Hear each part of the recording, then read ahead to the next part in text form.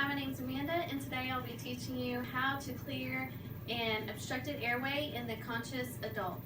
So choking is when an object gets lodged into the airway, and it typically happens from food when eating. So a person can have a mild airway obstruction or a severe airway obstruction. With a mild airway obstruction, they have some air passing through their airway so they can still cough and they can still talk. If they are coughing, you don't want to interrupt their efforts in trying to clear their own airway. If a person has a severe airway obstruction, then there's no air passing through that airway. So there's no oxygen getting to the lungs. So that means there's no oxygen getting to the brain or to the heart, and the person will suffer cardiac arrest and die. So choking is a medical emergency and you have to act quickly. So you need to perform a skill called the Heimlich maneuver. And what the Heimlich maneuver does is you are helping that person get the object dislodged from their airway so they can breathe again. So the first thing with the Heimlich maneuver is you have to determine if they are choking.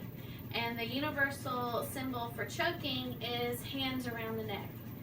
So when you have, I'm going to demonstrate on my friend here. So when you do the Heimlich maneuver on somebody, you have to get behind them and you take one fist and you turn it sideways, and you want to have the thumb up against the person. And when you have it up against the person, it has to be centered to them. So you're going to line it up with their navel and their sternum. The sternum is this bone here in the center of the rib cage. So you're going to put the thumb, the fist, right underneath the sternum, and you're going to do quick upward thrusts. And what that does is push that air up to dislodge that object out so they can breathe again. So you're going to keep doing the thrust until the object is dislodged or until they become unconscious. Once the person is unconscious, in that event, you would start CPR. The Heimlich maneuver isn't effective with people who are obese or pregnant women.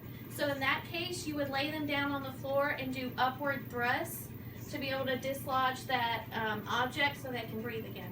So I'm going to demonstrate on my friend Joni here. So the first thing I'm going to do, if the person is not coughing and not talking, then they are choking. So the first thing I'm going to do is ask, are you choking? Are you choking? She's doing the sign. She's not coughing. She's not talking. So come around and it come out. Okay, it came out. So now she can breathe. Thank you for watching.